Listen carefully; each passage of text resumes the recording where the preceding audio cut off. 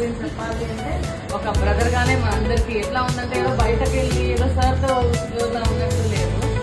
మన ఏదైనా ఇంట్లో ప్రాబ్లమ్స్ అయినా వీడియో ప్రాబ్లమ్స్ అయినా అన్ని షేర్ చేసుకుంటూ ఒక యోగాలా అస్సలు అనిపించలేదు. చాలా ముందు కష్టపడి ఎంత యోగా చేసినప్పుడు అలసిపోయినా బాడీని అంతా మామూలుగా ఇంట్లో ఉంది ఆన్లైన్ లో యోగా చేశాము అంటే మనకి బాడీ స్ట్రెయిన్ అయినప్పుడు ఏం చేస్తాం ఆన్లైన్ పడుకుంటాం. ఇక్కడ అలా కాదు కాబట్టి ఖచ్చితంగా చేయాలి. చేసినందువల్ల మనకి బాగా బాడీ స్ట్రెయిన్ అవుతుంది. బట్ వెంటనే దాని తర్వాత మనం చేసే ఈ లై డౌన్ వీటి వల్ల చాలా ఎంత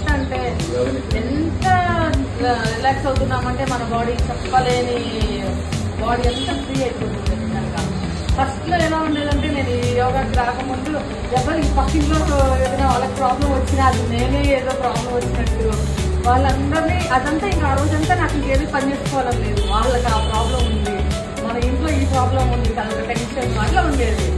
చెప్తూనే ఉండేవాడు మా హస్బెండ్ ఎందుకు ఊళ్ళో అని తలకు పెట్టుకుంటామని. కానీ ఎప్పుడైతే యోగాకి వచ్చి ఇట్లా చేస్తున్నామో ఎవరు నన్ను ఏమన్నా అన్నా కానీ ఇప్పుడు తొక్కలే ఏముంది మనకి పర్లేదు మనదేదో మనం చూస్తున్నాం ప్రశాంతంగా ఉన్నాం.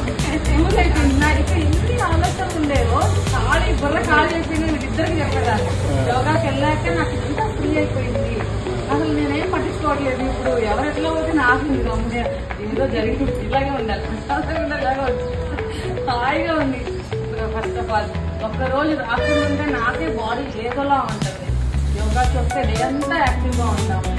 మన యాక్టివ్నెస్ కి ఇంకా చాలా యాక్టివ్నెస్ కూడా చాలా ఫ్రీగా హాయిగా ఉంది. అది అందరూ రెగ్యులర్ గా రావాలని చాలా హ్యాపీగా ఇలా మన ఇంకా పెంచుకుంటూ మంచిగా ఇంకా పెద్ద ఫ్యామిలీ అవ్వాలని మనస్ఫూర్తిగా